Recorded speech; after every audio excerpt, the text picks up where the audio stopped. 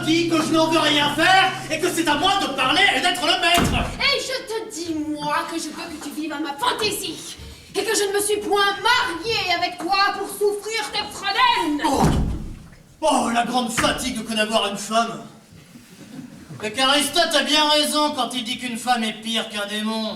Voyez un peu l'habile homme avec son bonnet d'Aristote. Oui, habile homme. Trouve-moi un faiseur de fagots qui sache comme moi raisonner des choses. J'ai servi 6 ans à un fameux médecin qui est su dans son jeune âge son rudiment par cœur. Peste du fou fiévré. Peste de la carogne. Que maudit soit l'heure et le jour où je m'avisais d'aller dire oui. Que maudit soit le bec cornu de notaire qui me fit signer ma ruine.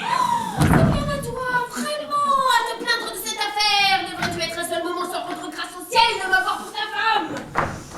Et méritais-tu d'épouser une personne comme moi? Il est vrai que tu me fis trop d'honneur et que j'eus lieu de me louer la première nuit de nos noces.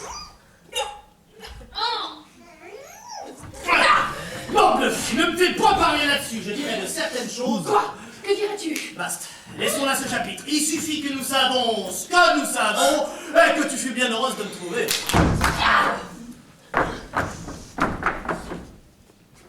T'appelles-tu bien heureuse de te trouver?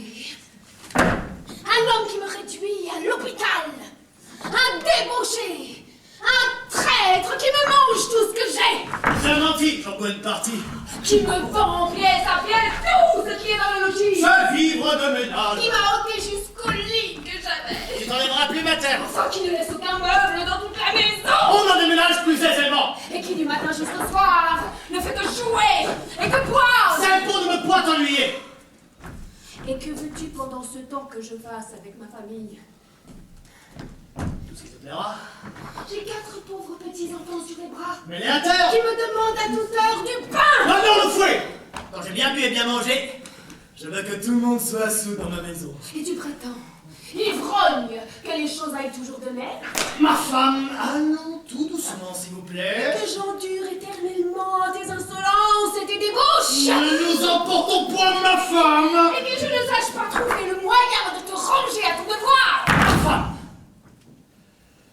Vous savez que je n'ai pas l'âme endurante et que j'ai le bras assez bon. Je me moque de tes menaces. Ma petite femme, mamie, votre peau vous démange à votre ordinaire. Je te montrerai bien que je te crains nullement. Ma chère moitié, vous avez envie de me dérober des choses? Crois-tu que je m'épouvante de tes paroles? Vous obligez de mes voeux, je vous frotterai les oreilles. Ivrogne que tu es! Je vous battrai, Sacravin! je vous rosserai. Infâme! Je vous attraperai! Insolent! Trompeur! Lâche! Coquin! Pandard! Gueux! Pélitre! Fripon! Maraud!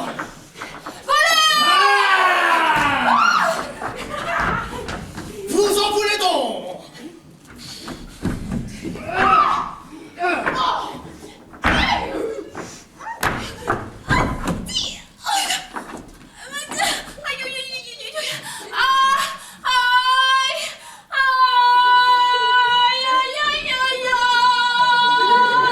Voilà le vrai moyen de vous apaiser. Oh là, oh là, oh là, oh là, oh là, oh! Fille, qu'est-ce que ceci? Quelle infamie! Peste soit le coquin de battre sa femme! Et je veux qu'il me batte, moi! Ah, j'y consens de tout mon cœur. De quoi vous mêlez-vous? J'ai tort. Est-ce là votre affaire? Vous avez raison. Voyez un peu cet impertinent qui veut empêcher les maris de battre leurs femmes. Je me rétracte. Qu'avez-vous à voir là-dessus? Bien. Oh, oh, oh, Est-ce à vous d'y mettre le nez? non, Mêlez-vous de vos affaires. je ne découvre. Il me plaît d'être battu. D'accord. Ce n'est pas à vos dépens. Il est vrai. Et vous êtes un sot de venir vous fourrer où vous n'avez qu'à faire.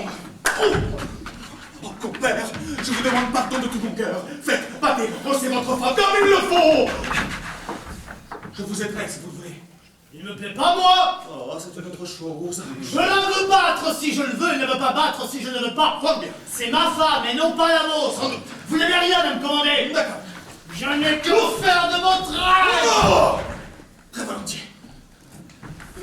Vous êtes un impertinent de vous ingérer des affaires d'autrui. Apprenez que Cicéron dit qu'entre l'arbre et le doigt, il ne faut pas mettre l'écorce.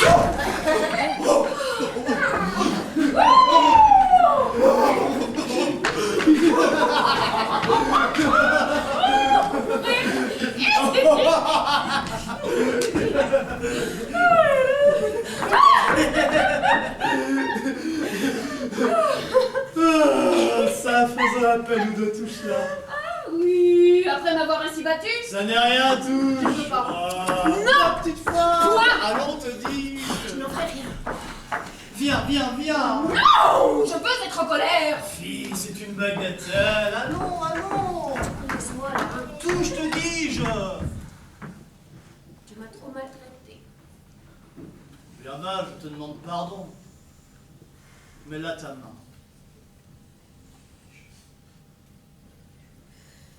Je te pardonne. Mais tu le verras.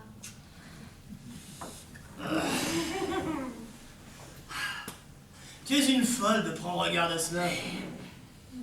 Ce sont petites choses qui sont de temps en temps nécessaires dans l'amitié. Et 5 ou 6 coups de bâton entre gens qui s'aiment ne font que ragaillardir l'affection. Va, je m'en vais au bois. Et je te promets aujourd'hui plus d'un sang de fagot. Va. Quelque mine que je fasse, je n'oublie pas mon ressentiment. Et je brûle en moi-même de trouver un moyen de te punir des coups que tu me donnes. Oh, je sais bien qu'une femme a toujours dans les mains de quoi se venger d'un mal. Mais c'est une punition trop délicate pour mon bandard. Et je veux une vengeance qui se fasse un peu mieux sentir.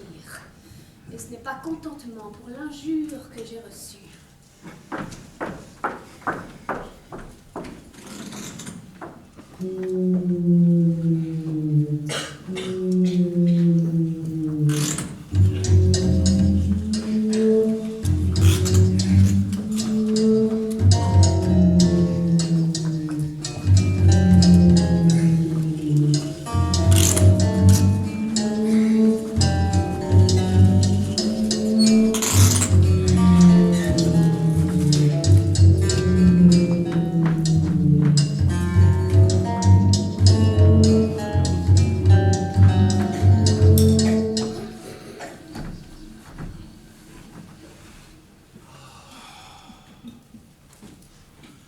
Oh, Parken. J'avons pris là tous deux une guêble de commission. Et je ne sais pas, moi, ce que je pensons attraper. Mais que veux-tu, mon pauvre nourricier? Il faut bien obéir à notre maître. Et puis, nous avons intérêt l'un et l'autre à la santé de sa fille, notre maîtresse.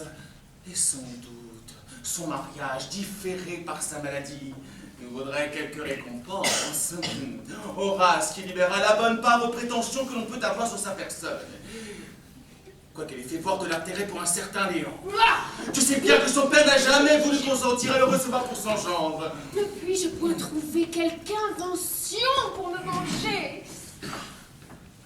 Mais quelle fantaisie s'est-il botté là dans la tête? Puisque les médecins y avons tous perdu leur latin. Mais on trouve parfois à force de chercher ce que l'on ne trouve pas d'abord. Et souvent, en de simples lieux. Oui, il faut que je me venge, à quelque prix que ce soit. Oh, ces coups de bâton me reviennent au cœur. Ah, je ne saurais le digérer.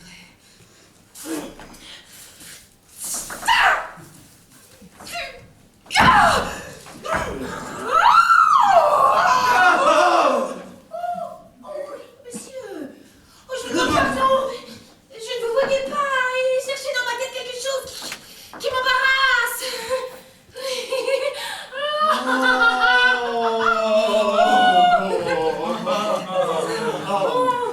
Chacun a ses soins dans ce monde.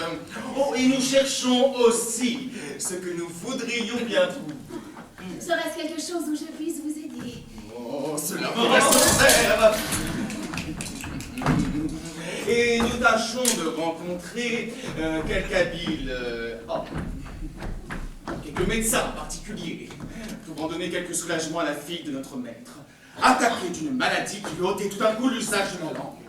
Plusieurs médecins ont épuisé toute leur science après elle, mais on trouve parfois des gens avec des secrets admirables, de certains remèdes particuliers qui font le plus souvent ce que les autres n'ont su faire. Et c'est là ce que nous cherchons.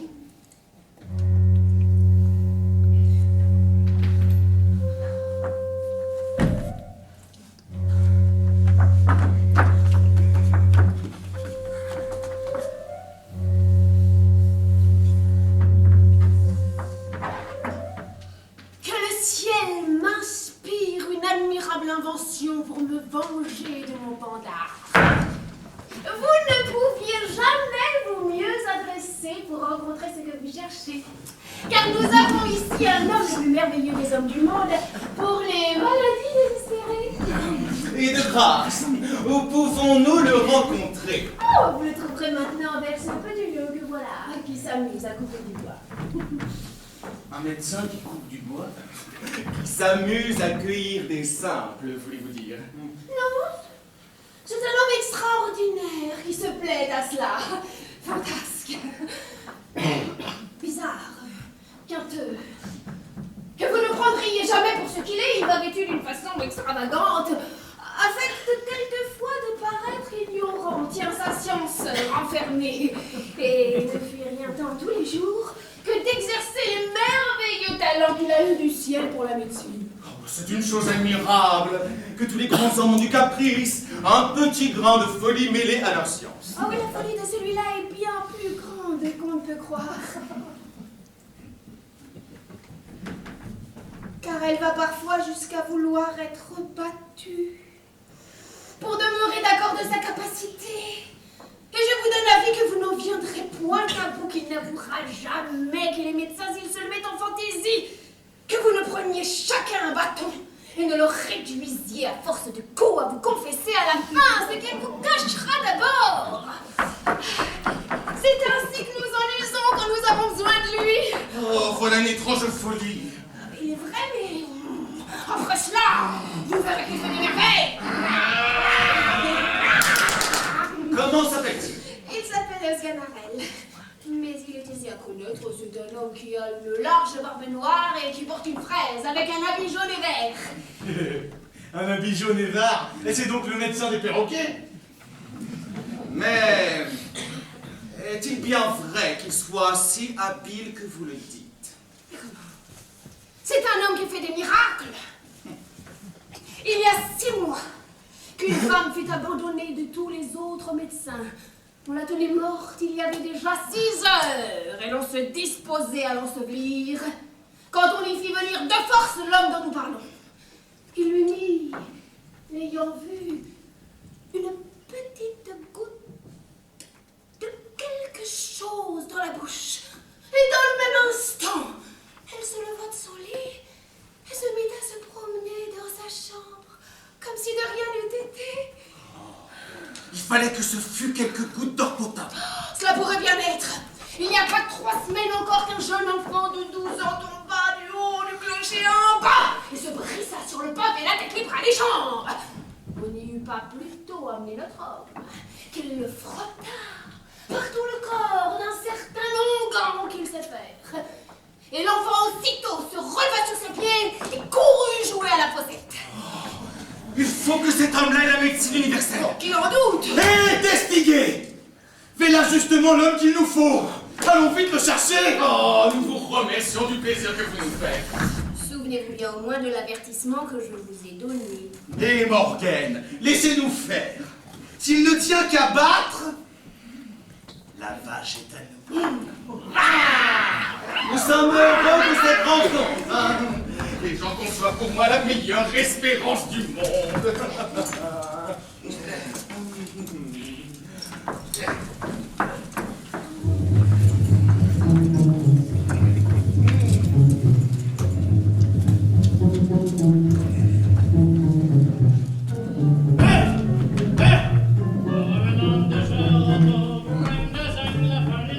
J'entends quelqu'un qui chante et qui coupe du bois.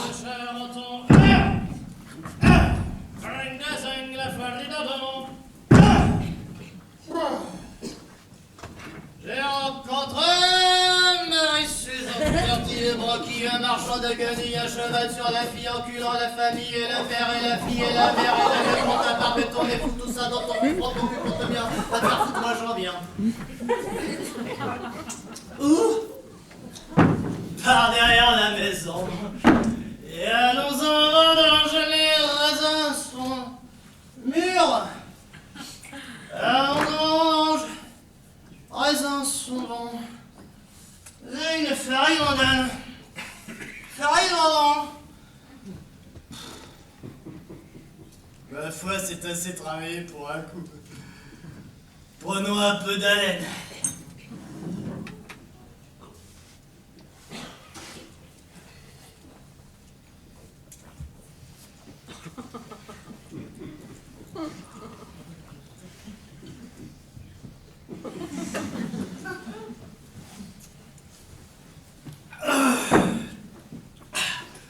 Voilà du bois qui est salé comme tous les diables. Qu'ils sont doux, bouteilles jolies, qu'ils sont doux, vos petits glou-glou. Mais mon sort ferait bien des jaloux si vous étiez toujours remplis. Ah, bouteille mamie, pourquoi vous videz-vous? Ah non, Barbeau, il faut pas engendrer de mélancolie. Le voilà lui-même. Je pense que vous dites vrai et que j'avons bouté le nez dessus. Voyons, prêt. Ah, ma petite friponne. Que je t'aime, mon petit bouchon. Mais mon sort ferait bien des jalousies.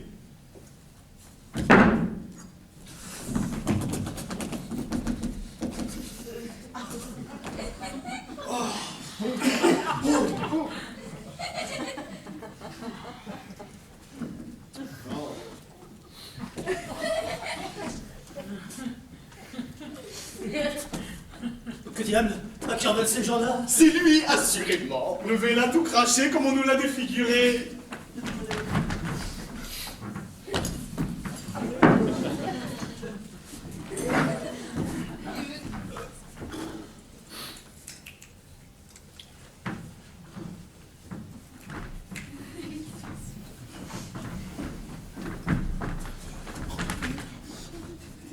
Les consultants me regardant.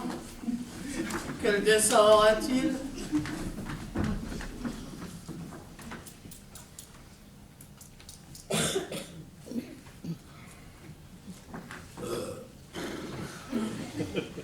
Monsieur, n'est-ce pas vous qui vous appelez Sganarelle? Et quoi? Je vous demande si ce n'est pas vous qui se nomme Sganarelle. Oui. Et non, selon ce que vous les voulez. Nous voulons lui faire toutes les civilités que nous pourrons. En ce cas, c'est moi qui se nomme Sganarelle. Oh, monsieur, nous sommes ravis de vous voir.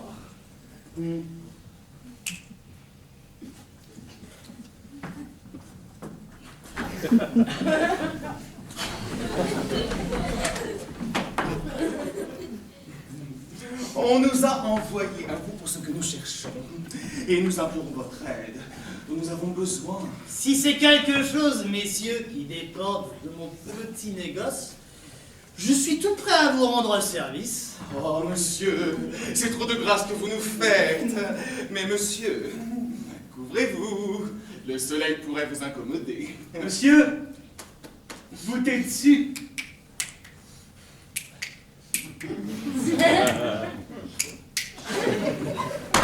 Oh, oh, oh, oh, non. Oh, ah.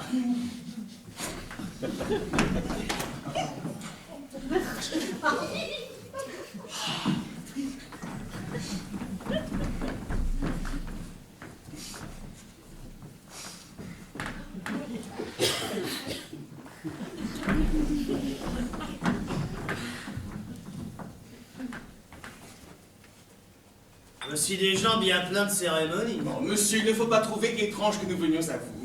Les habiles gens sont toujours recherchés, et nous sommes instruits de votre capacité. Il est vrai, messieurs, que je suis le premier homme du monde pour faire des fagots.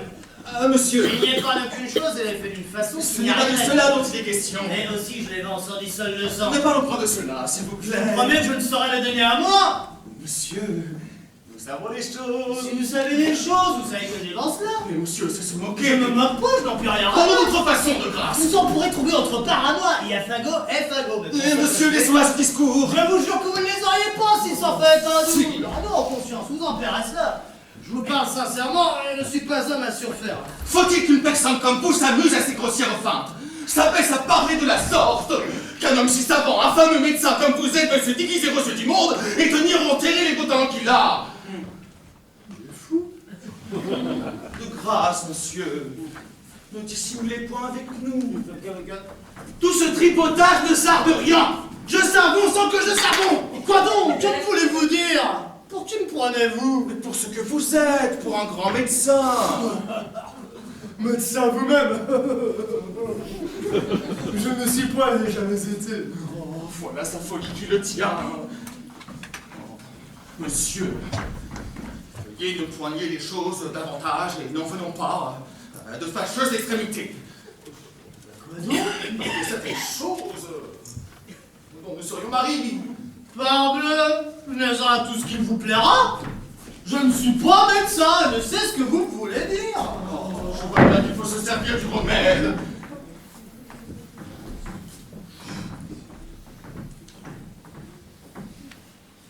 Monsieur,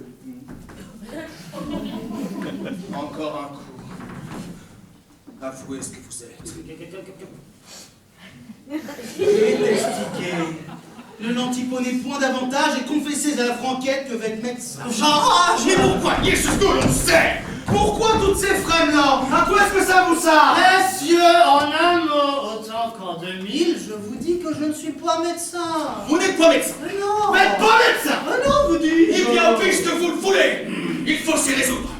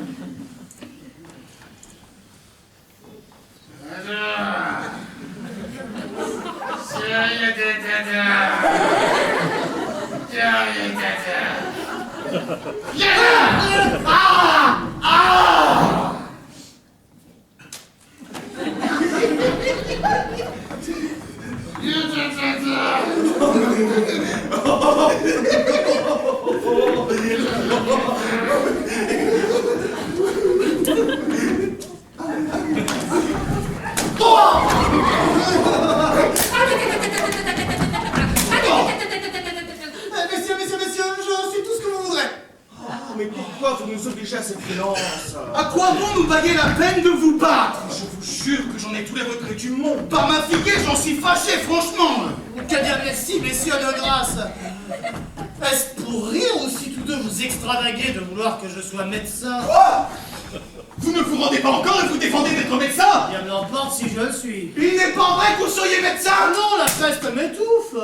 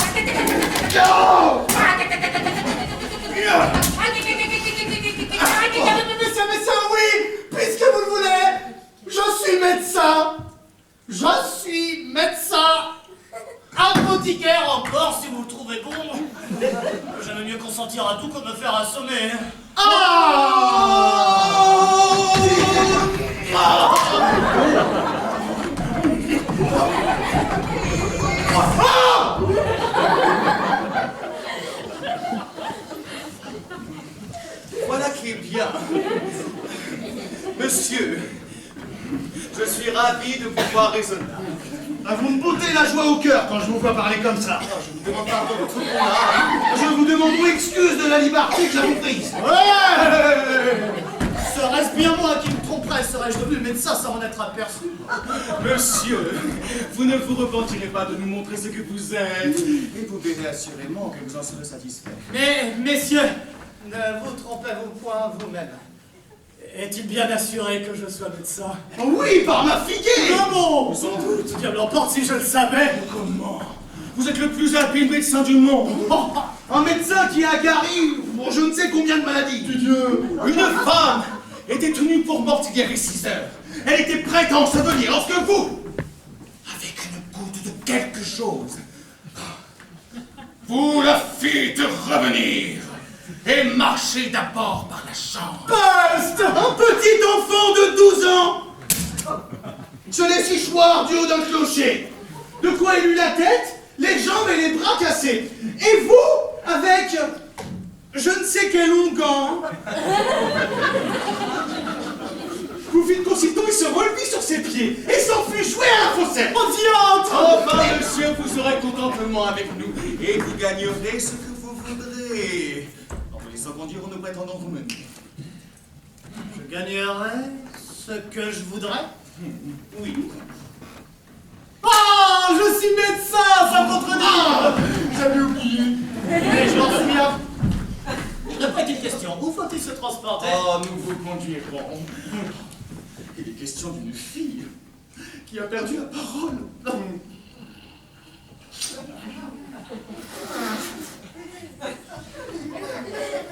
Ma foi, je l'ai pas trouvé. Il est marié. Ah, messieurs, Sans une robe de médecin? nous en prendrons une.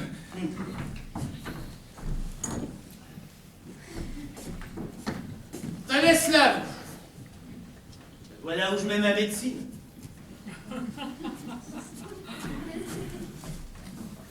Vous,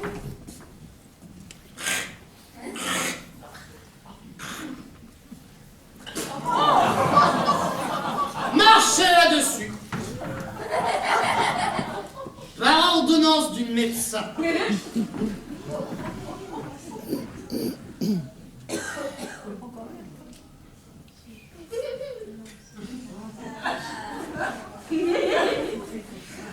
oh, pas le sanguine.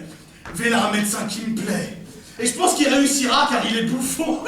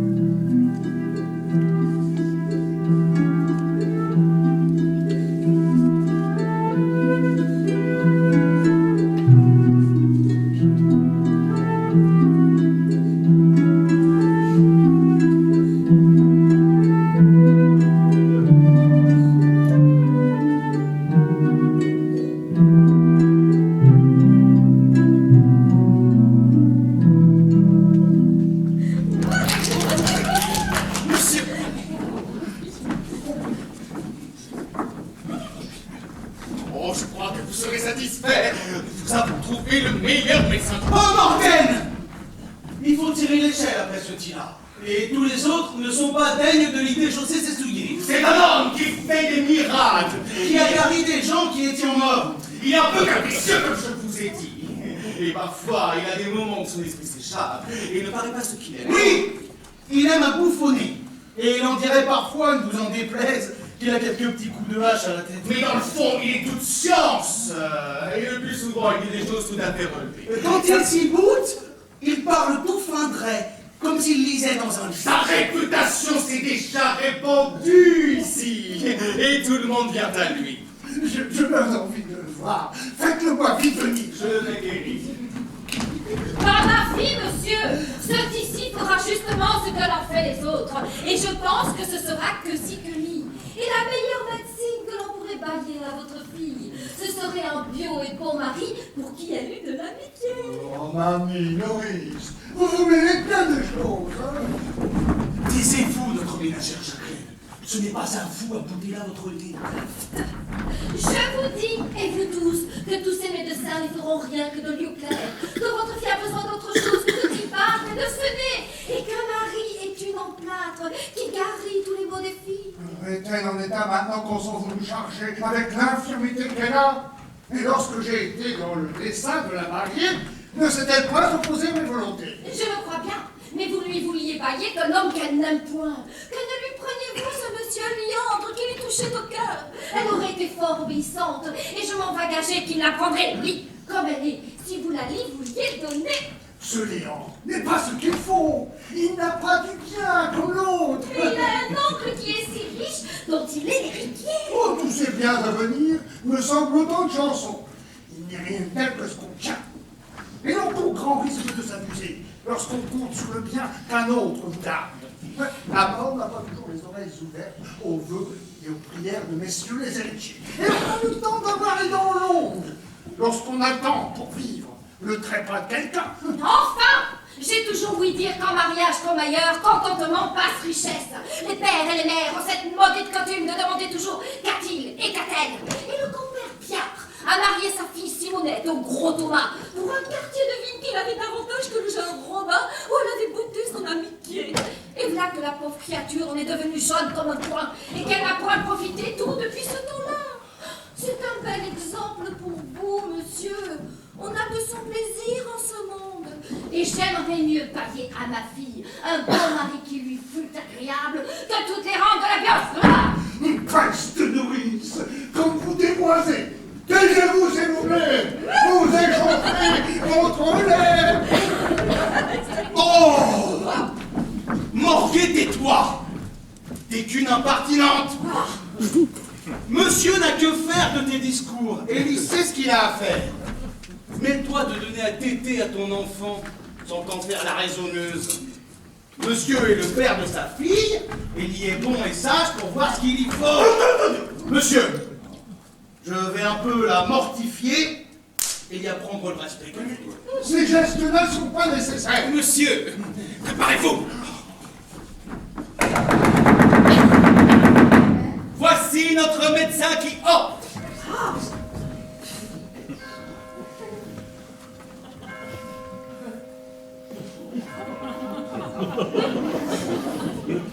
Monsieur, je suis ravi de vous voir chez moi. Nous avons grand besoin de vous. Hippocrate dit que nous nous couvrions tous deux. Hippocrate dit cela. Oui.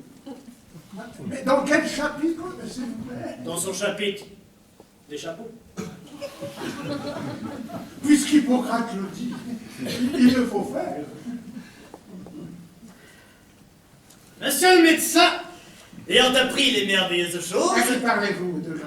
À vous, À moi? sans doute. Ben, je ne suis pas médecin. Vous n'êtes point médecin. En aucune façon. Non. Tout de bon. Pas tout bon.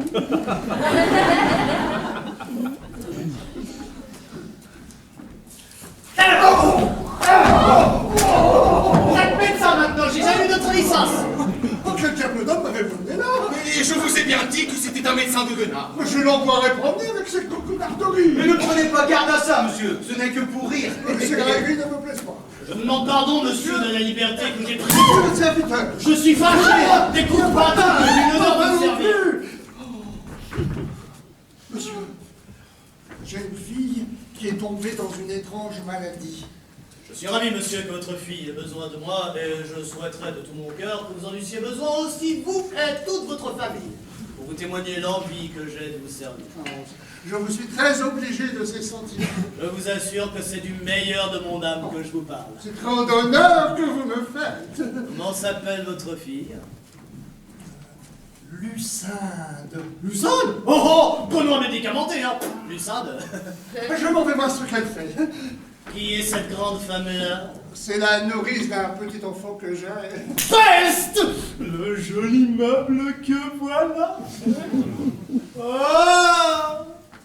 Nourrice, charmante nourrice, ma médecine est la très humble esclave de votre nourricerie. Et je voudrais bien être le petit poupon fortuné qui t'étale le lait de bonne grâce. Tous mes remèdes, toute ma science, toute ma capacité est à votre service. Oh, avec votre permission, monsieur le médecin, laissez-la à ma femme, je vous prie. Quoi? Est-elle votre femme? Oui. Oh, vraiment, je ne savais pas cela. Et je m'en réjouis pour l'amour de l'un et de l'autre. Tout doucement, s'il vous plaît. Je vous assure que je suis ravi que vous soyez unis ensemble. Je la félicite d'avoir un mari comme vous et je vous félicite, vous, d'avoir une femme si belle, si sage et si bien faite comme elle est. Et testiguez, point tant de compliments, je vous supplie. Ne voulez-vous pas que je me réjouisse avec vous d'un si bel assemblage? Avec moi, tant qu'il vous plaira. Avec ma femme, trêve de cérémonie. Je prends part également au bonheur de tous deux. Et si je vous embrasse pour vous en témoigner ma joie, je l'embrasse de même pour lui en témoigner aussi. Oh, fatigué, monsieur le médecin, que de l'antiprenage. Monsieur! Voici tout à l'heure ma fille qu'on va vous amener. Je l'attends, monsieur, avec toute la médecine. Ah, où est-elle? Là-dedans. Oh bien. Mais, comme je m'intéresse à toute votre famille, il faut que j'essaye un peu le lait de votre nourrice.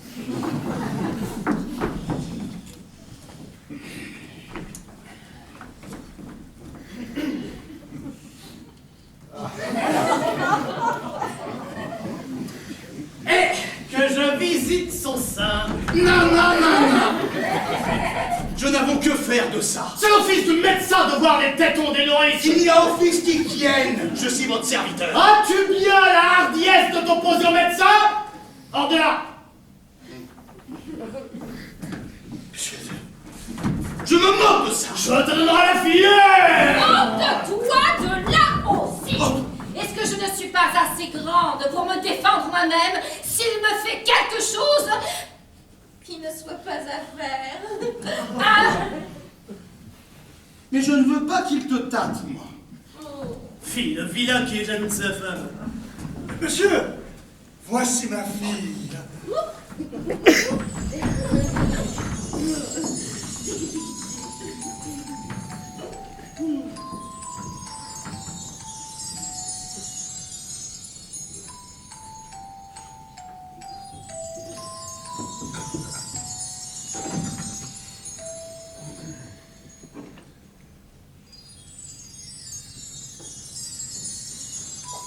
Est-ce là la malade? Oui, c'est l'aînée de mes filles et j'aurais tout le regret du monde si elle venait à mourir.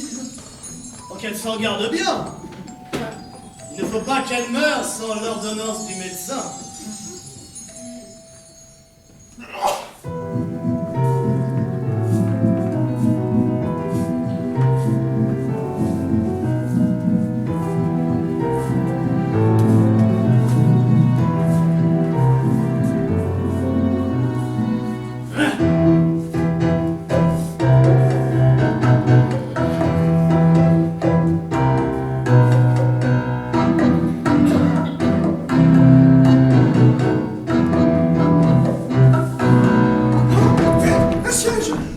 Voilà une malade qui n'est pas tant dégoûtante et je tiens qu'un homme bien sain s'en accommoderait assez.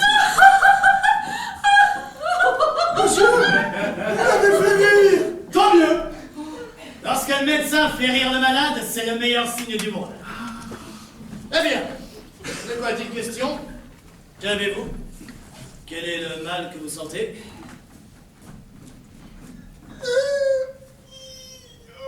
Eh, que dites-vous?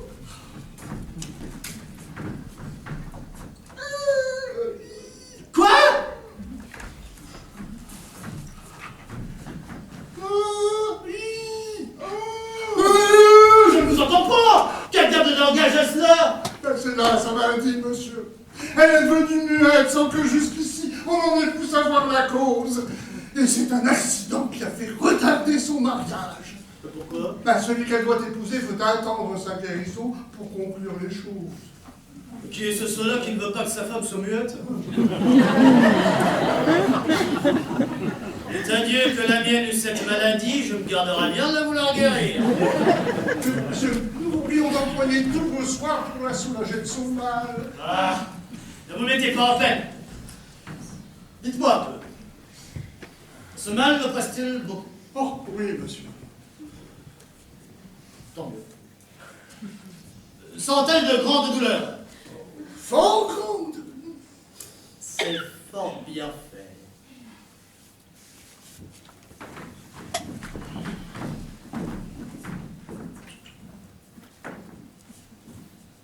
Va-t-elle où vous savez?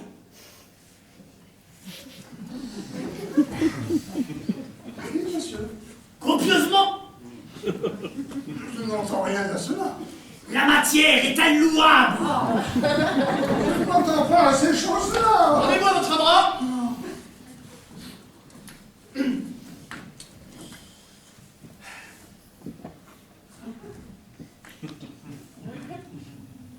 Voilà un pouls qui marque que votre fille est muette. Mais oui, monsieur, c'est là sa maladie. Vous l'avez trouvé tout du premier coup. Voyez comme il a deviné sa maladie. Nous autres grands médecins, nous connaissons d'abord les choses. Un ignorant aurait été embarrassé, vous eûtes été dire c'est ceci, c'est cela. Mais moi, je touche au but du premier coup. Et je vous apprends que votre fille est muette. Mais monsieur, je voudrais que vous puissiez dire d'où cela vient. Il n'y a rien de plus aisé. Cela vient de ce qu'elle a perdu la parole. Fort bien, mais la cause, s'il vous plaît, du fait qu'elle a perdu la parole. Tous nos meilleurs auteurs vous diront que c'est l'empêchement de l'action de sa langue. Oui, mais votre sentiment sur l'empêchement de l'action de sa langue.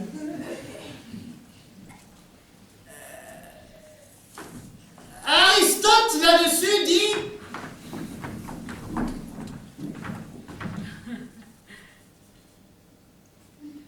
de fort belles choses. Je le crois. Oh, c'était un grand homme. Sans doute. Grand homme, tout à fait. Un homme qui était plus grand que moi de tout cela. Pour revenir donc à notre raisonnement, je tiens que cet empêchement, l'action de sa langue, est causé par de certaines humeurs qu'entre nous autres savants nous appelons humeurs pécantes. Pécantes. C'est-à-dire humeurs pécantes. D'autant que les vapeurs, formées par les exhalaisons qui s'échappent des influences venant de la région des maladies, pour ainsi dire. Attendez-vous le latin? En aucune façon. Vous n'entendez point le latin? Ah non.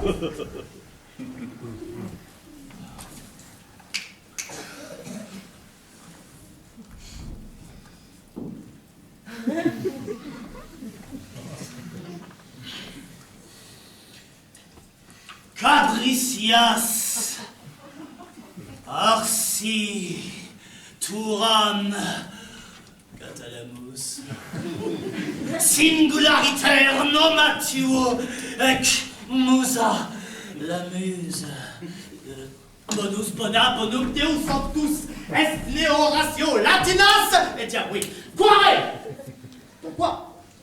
Quia substantivum et adjectivum concordat in generi numerum et casus. Que n'ai-je étudié? La vilaine que veut là. Oui, cela est si bien dit que je n'y entends goutte.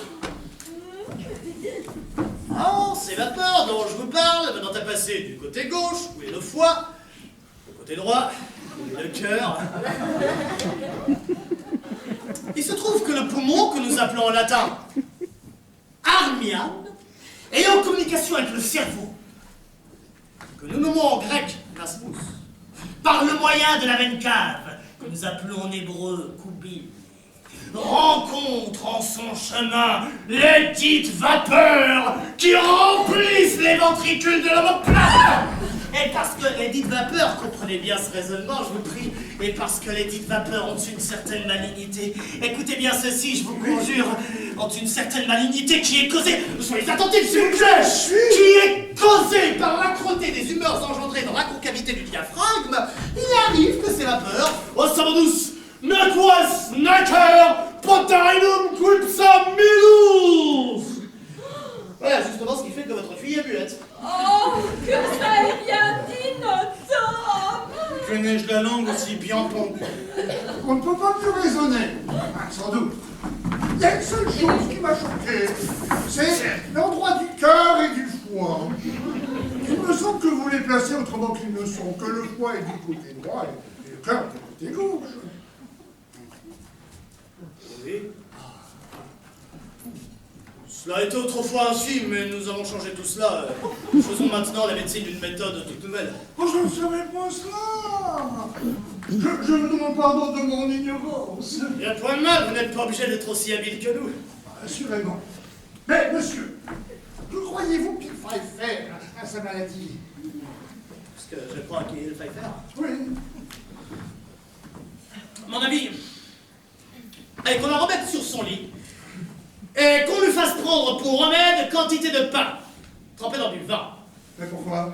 Et bien parce qu'il y a dans le vin et le pain mêlés ensemble une vertu sympathique qui fait parler. Ne voyez-vous pas bien qu'on donne autre chose aux perroquets et qu'ils apprennent à parler en mangeant de cela?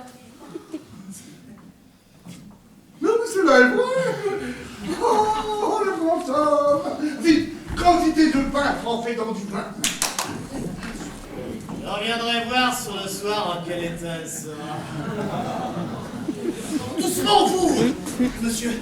Voilà une nourrice à laquelle il faut que je fasse quelques petits remèdes. Qui? Moi, mais je me porte le mieux du monde! Tant pis, belle nourrice, tant pis. Cette grande santé est à craindre et il nous sera mauvais de vous faire quelques petites saignées amiables, de vous donner quelques petits clistères dulcifiants. Monsieur, mais voilà une mode que je ne comprends point. Pourquoi ça la faire saigner quand on n'a pas de maladie? Il n'importe, la mode est salutaire. Et comme on boit pour la soif à venir, il faut aussi se faire saigner pour la maladie à venir. Pour ma fille, je me moque bien de ça. Et je ne veux pas faire de mon corps une boutique d'apothicaire. Vous êtes rédit mon remède, mais nous saurons vous soumettre à la raison. Je vous donne le bonjour. Mais monsieur, attendez un moment. Que voulez-vous faire? Vous donnez de l'argent. Je n'en prendrai pas, monsieur. Monsieur! Pas du tout. De toute façon. De grâce. Vous vous moquez?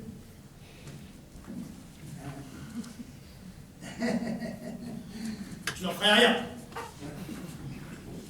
Voilà qui est fait. Ce n'est pas l'argent qui me fait agir. Oh, je le crois. Cela est-il de poids? Monsieur! Je ne suis pas un médecin mercenaire. Je le sais bien. L'intérêt ne gouverne point. Ah, je ne pense pas cela.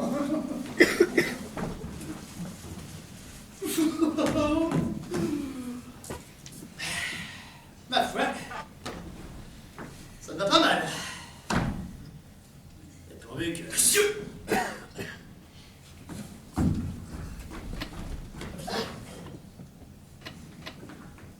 Monsieur?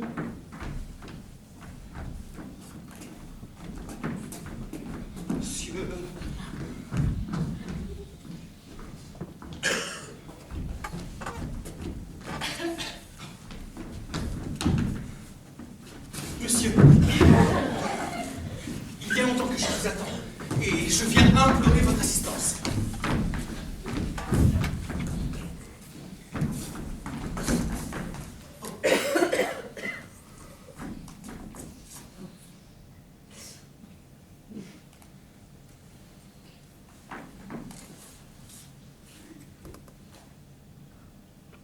Voilà un pouls qui est fort mauvais. Je ne suis pas malade, monsieur. Ce n'est pas pour cela que je viens à vous.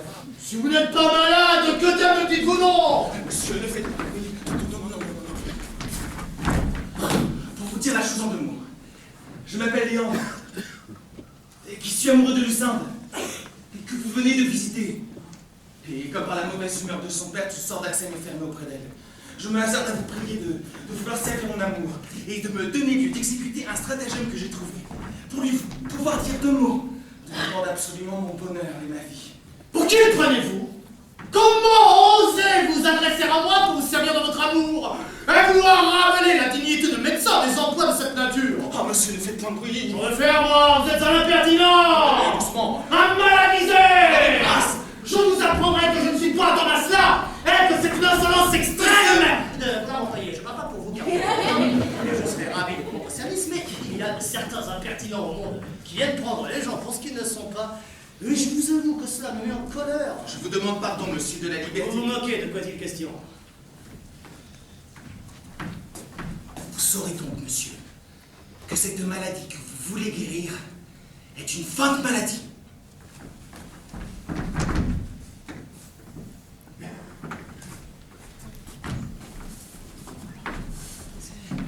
Les médecins ont raisonné là-dessus comme il le faut.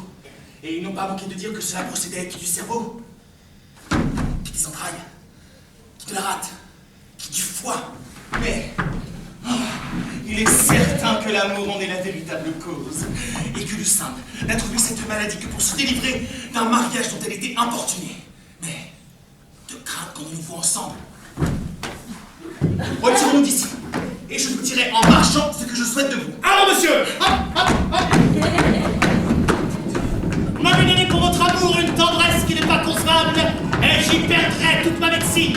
Ou la malade crèvera, ou bien elle sera à vous!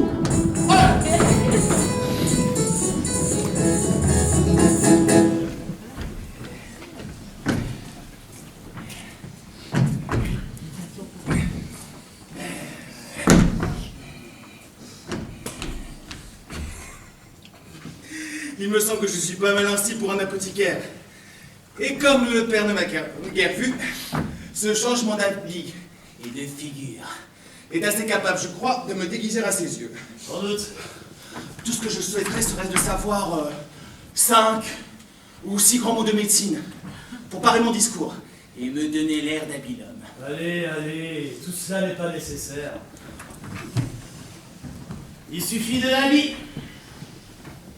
Mais j'en sais pas plus que vous. Comment? Diable emporte si j'entends rien en médecine.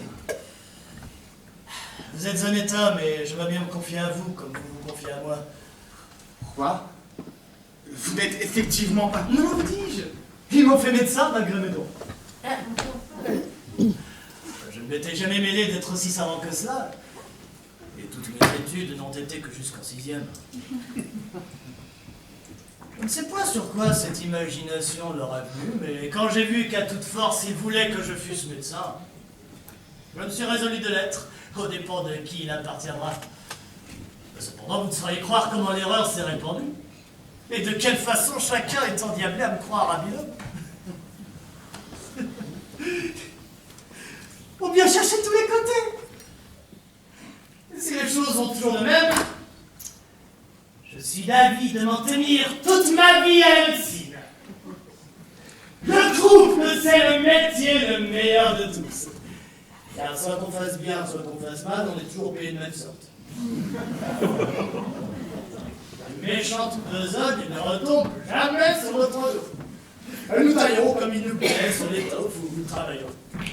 Un cordonnier, en faisant des souliers, vous saurez gâter un morceau de cuir qui n'en paye les pots cassés.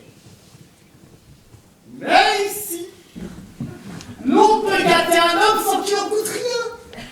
Les bébés ne sont pas pour nous. Et c'est toujours la faute de celui qui meurt. Enfin, le bon de cette profession est qu'il y a parmi les morts une honnêteté, une discrétion, la plus grande du monde. Et jamais on va se plaindre du médecin qui l'a tué. Il est vrai que les morts sont pas honnêtes gens sur cette matière. Voici des gens qui ont la vie de me venir consulter. Allez toujours m'attendre au pied du logis de votre maîtresse.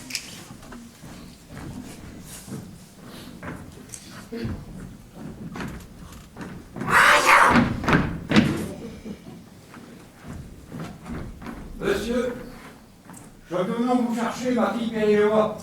Qu'est-il? Ta beau-mère, qu'elle me paraît, est dans un lit malade il y a 6 mois. Que voulez-vous que j'y fasse? Nous voudrions, monsieur, que vous nous planissiez quelques petites brûleries pour la guérir. Il faut voir de quoi est-ce qu'elle est malade. Elle est malade d'hypocrisie, monsieur. Oui. Oui, c'est-à-dire qu'elle est enflée de partout. On leur dit que les quantités de sérieuxité qu'elle a dans le corps, et son foie, son ventre, ou sa rate, comme vous voudrez l'appeler, au lieu de faire du sang, elle ne fait plus que le bio. Elle a de toujours là la fièvre quotidienne avec des lassitudes et des douleurs dans les muscles des jambes. On entend dans sa gorge des flumes qui sont tout près d'étouffer. Et parfois, il prend des symboles et des conversions comme le crayon qui est passé. Nous avons dans notre village un apothicaire, révérence Paris, qui lui a donné je ne sais combien d'histoires. Et beaucoup plus d'une douzaine de bons écus en l'amant, même dans les plaines. On a coutume qu'on lui a fait prendre en infection jacinthe et en portion cornale. Mais tout ça, comme dit l'autre, n'a été que de longuant mi-ton, mi-taine. Il voulait lui bailler d'une certaine drogue qu'on appelle du vin à méthyle. Et j'ai eu peur, franchement, que ça l'envoyait à Patresse. Et l'on dit que ces gros médecins diront, je ne sais combien de monde avec cette invention-là. Non, au fait, mon ami, venons au fait. Le fait est, monsieur, que je vous prie de nous dire ce qu'il faut que je fasse. Je ne vous entends pas du tout. Monsieur, ma mère est malade. Et voilà 2 écus que je vous apportons pour que vous nous baillissiez quelques conseils. Ah, je vous entends, vous. Voilà une fille qui parle clairement, qui s'explique comme il faut. Vous dites que votre mère est malade d'hydropésie, qu'elle est enflée par tout le corps, qu'elle a la fièvre avec des douleurs dans les jambes, et qu'il lui prend parfois des syncopes et des convulsions, c'est-à-dire des évanouissements. Oui, monsieur. J'ai compris d'abord vos paroles, vous avez un père qui ne sait ce qu'il dit. Maintenant, vous demandez un remède. Oui. Un remède pour la guérir. Oh, c'est comme je l'entends donc.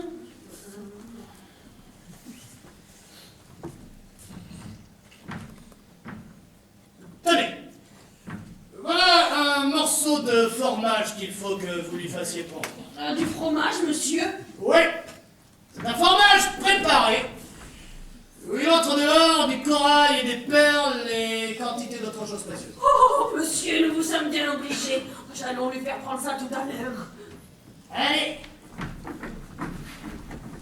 Si elle meurt, ne manquez pas de la faire enterrer du mieux que vous pourrez. Oui. Voici la belle nourrice. Nourrice de mon cœur. Je suis ravi de cette rencontre. Et votre vue et la rhubarbe, la casse et le séné qui purge toute la mélancolie de mon âme. Faut pratiquer, monsieur le médecin, ça est trop clair pour moi et je n'entends rien à tout votre latin. Devenez malade, nourrice, je vous prie. Devenez malade pour l'amour de moi. J'aurai toutes les joies du monde de vous guérir. Je suis votre servante et j'aime bien mieux qu'on ne me guérisse pas. Je vous plains, belle nourrice, d'avoir un mari jaloux et fâcheux comme celui que vous avez. Que voulez-vous? C'est pour la pénitence de mes fautes. Et là où la chèvre est liée, il faut bien qu'elle goûte. Comment? Un rustre comme ça? Un homme qui vous observe toujours et ne veut pas que personne vous parle. Hélas, vous n'avez encore rien vu. Et ce n'est qu'un petit échantillon de sa mauvaise humeur. Est-il possible et qu'un homme ait l'âme assez basse pour maltraiter une personne comme vous? Ah, que j'en sais, belle nourrice, et qui sont pas loin d'ici, qui se tiendraient heureux de baiser seulement les petits bouts de vos petons. Pourquoi faut-il qu'une personne si bien faite soit tombée en de telles mains? Un enfant animal, un brutal, un stupide, un sot. Pardonnez-moi, nourrice, si je parle ainsi de votre mari. Oh, je sais bien, monsieur, qu'il mérite tous ces noms-là. Et sans doute, nourrice, il les mérite, et il mériterait encore que vous lui missiez quelque chose sur la tête pour le punir des soupçons qu'il a. Il est bien vrai que si je n'avais devant les yeux que son intérêt, il pourrait m'obliger à quelque étrange chose. Ma foi, vous ne seriez pas mal de vous venger de lui avec quelqu'un. C'est un homme, je vous le dis. Il mérite bien cela. Et si j'étais assez heureux, belle nourrice, pour être choisi pour...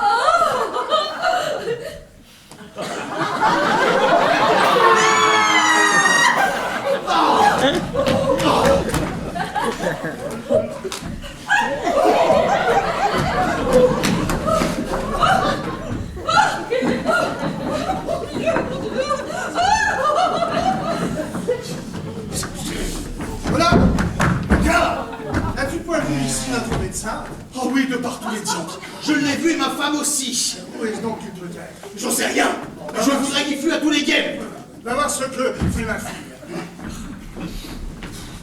Ah, monsieur, je me demandais où vous étiez. Je m'étais amusé dans votre cour à expulser le superflu de la boisson.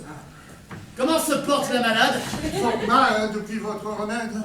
Tant mieux, c'est signe qu'il opère. Moi, dans l'opérant, j'ai peur qu'il ne l'étouffe. Ne vous mettez pas en peine. J'ai des remèdes qui se moquent de tout et je l'attends à l'agonie. Qui est cet homme-là que vous m'amenez? C'est... Quoi?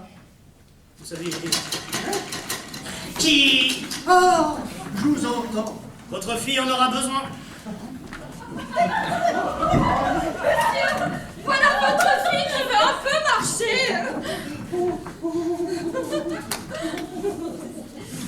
Ça lui fera du bien. Allez-vous-en, monsieur l'apothicaire, tâtez un peu son pouls, afin que je raisonne tantôt avec vous de sa maladie. Monsieur, c'est une grande et subtile question entre les doctes, de savoir si les femmes sont plus faciles à guérir que les hommes. Je vous prie d'écouter ceci, s'il vous plaît. Les uns disent que oui, les autres disent que non. Et moi, je dis que oui et non. D'autant que l'âcreté et les humeurs opaques qui se rencontrent au tempérament naturel des femmes est en cause que la partie brutale peut toujours prendre empire sur la sensitive. On voit que l'inégalité de leurs opinions dépend du mouvement oblique du cercle de la Lune. Et comme le Soleil, qui darde ses rayons sur la concavité de la Terre, trouve... Non, je ne suis pas du tout capable de changer mes sentiments. Oh, ma fille qui parle. Oh, grande vertu du remède. Oh, admirable médecin. Oh, que je me suis obligé de cette guérison merveilleuse. Que puis-je faire pour vous après un tel service? Voilà une maladie qui m'a bien donné de la peine. Oh. Oui, mon père, j'ai recouvré la parole. Mais je l'ai recouvré pour vous dire que je n'aurai jamais d'autre époux que Léandre, et que c'est inutilement que vous voulez me donner Horace. Rien n'est capable d'ébranler la résolution que j'ai prise. Oh, vous m'opposerez en vain de belles raisons. Monsieur... Tous vos discours ne serviront de rien. C'est une chose où je suis déterminée. Une puissance paternelle qui me puisse obliger à me marier malgré moi. Vous avez beau faire tous vos efforts. Oh, mon cœur ne saurait se soumettre à cette famille. Et je me jetterai plutôt dans un couvent que d'épouser un homme que je n'aime point. Non! Point d'affaire, vous perdez le temps, je n'en ferai rien, cela est résolu. Oh, quelle impétuosité de parole. Il n'y a pas moyen d'y résister. Monsieur, je vous prie de la faire redevenir muette. C'est une chose qui m'est impossible. Tout ce que je puis faire pour votre service est de vous rendre sourd, si vous voulez. Je vous remercie. Penses-tu donc Non, que... toutes vos raisons. Tu épouseras rien sur mon Horace âme. dès ce soir? J'épouserai plutôt la mort. Mon Dieu! Arrêtez-vous, laissez-moi médicamenter cette affaire. C'est une maladie qui la tient et je sais le remède qu'il faut apporter. Comment vous serait-il possible de guérir aussi cette maladie d'esprit? Oui, j'ai des remèdes pour tout et notre apothicaire nous servira pour cette cure. Un mot! Vous voyez que l'ardeur qu'elle a pour ce Léandre est tout à fait contraire aux volontés du père. Il n'y a pas de temps à perdre. Que les humeurs sont fort aigries et qu'il est nécessaire de trouver promptement un remède à ce mal qui pourrait empirer par le retardement. Pour moi, je n'y en vois qu'un seul, qui est une prise de fuite purgative que vous prendrez comme il faut avec 2 drachmes de matrimonium en pilule. Peut-être fera-t-elle quelques difficultés à prendre ce remède, mais comme vous êtes habile homme dans votre métier, c'est à vous de l'y résoudre et de lui faire avaler la chose du mieux que vous pourrez. Allez-vous-en! Lui faire faire un petit tour de jardin afin de préparer les humeurs, tandis que j'entretiendrai ici son père, et surtout ne perdez point de temps! Au remède vite! Au remède spécifique! Monsieur! Quelles drogues sont celles que vous venez de dire? Il me semble que je ne les ai jamais ouï nommées. Ce sont drogues dont on se sert dans les nécessités urgentes. N'avez-vous jamais vu insolence pareille à la sienne? Et les filles sont quelquefois un peu têtues. Ah, mais vous ne sauriez croire comment elle est affolée de ce néant. Oh, la chaleur du sang fait cela dans les jeunes esprits. Pour moi, dès que j'ai découvert la violence de cet amour, j'ai su tenir toujours ma fille enfermée. Vous avez fait sagement. Et j'ai bien empêché qu'il n'y eût communication entre eux. Oh bien. Il serait arrivé quelques malheurs si j'avais souffert qu'ils se fussent vus. Sans doute. Je crois crois qu'Aloès défie à s'en aller avec lui. Soyez prudemment raisonné. On va multiplier tous ses efforts pour lui parler. Quel drôle! Il perdra son peur. J'empêcherai bien qu'il ne la voie. Il n'a pas offert un son! Et vous savez des rubriques qu'il ne sait pas! Plus fin que vous n'est pas bête! Oh, pas de sanguine! Monsieur, vessie bien du tintamarre. Votre fille s'en est enfuie avec son liant. C'était lui qui était l'apothicaire. Oh! Et là, monsieur le médecin qui a fait cette belle opération-là.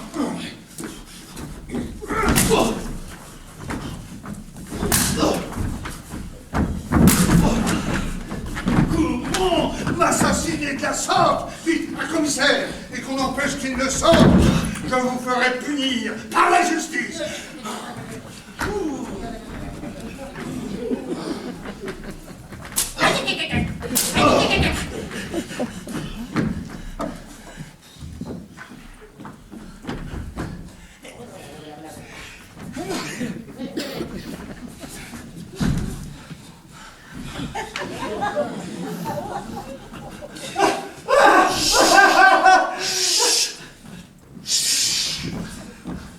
Par ma fille, monsieur le médecin, vous serez pendu.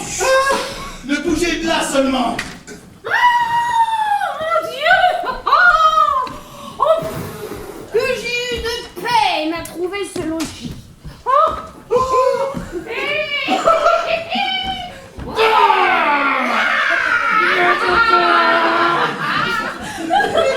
Donne-moi un peu des nouvelles du médecin que je vous ai donné. Oh, levez-la, tu vas être pendu. Quoi? Mon mari répondu? Hélas, qu'a-t-il donc fait pour cela? Il a fait enlever la fille de notre maître. Hélas! Mon cher petit mari, est-il bien vrai qu'on te va pendre? Tu vois, oh. Ah, faut-il que tu te laisses mourir en présence de tant de gens? Que veux-tu que j'y fasse? Encore, si tu avais achevé de couper notre bois, je prendrais quelques consolations. Retire-toi de là, tu me fends le cœur! Non, je veux demeurer pour t'encourager à la mort. Et ne te quitterai point que je ne t'ai vu pendu. Le commissaire viendra bientôt. Et on va vous mettre en un lieu où l'on nous répondra de vous. Hélas, cela de ce petit point à résoudre en quelques coups de bâton. Non, la justice en ordonnera. Oh, mais que vois-je? Monsieur, je viens faire paraître Léandre à vos yeux et remettre le sein dans votre pouvoir. Nous avons eu le dessein de prendre la fuite tous deux et d'aller nous marier ensemble. Mais cette entreprise a laissé place à un procédé plus honnête. Je ne prétends point vous voler votre fille, et ce n'est que de votre main que je veux la recevoir. Ce que je vous dirai, monsieur, c'est que j'ai reçu des lettres, où j'apprends que mon oncle est mort et que je suis héritier de tous ses biens.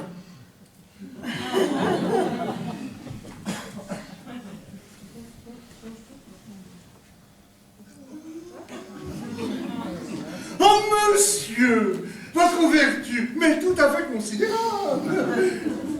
Je vous donne ma fille, avec la plus grande joie du monde.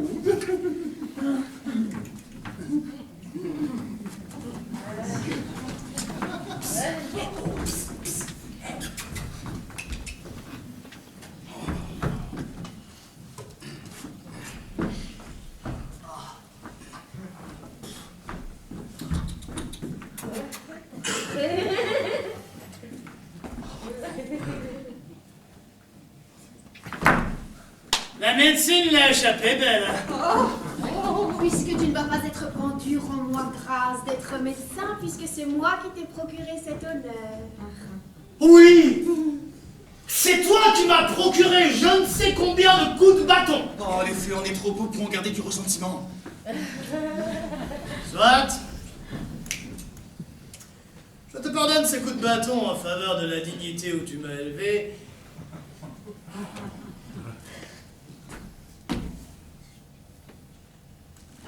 Mais prépare-toi désormais à vivre dans le plus grand respect avec un homme de ma conséquence. Et songe que la colère d'un médecin est plus à craindre qu'on peut croire.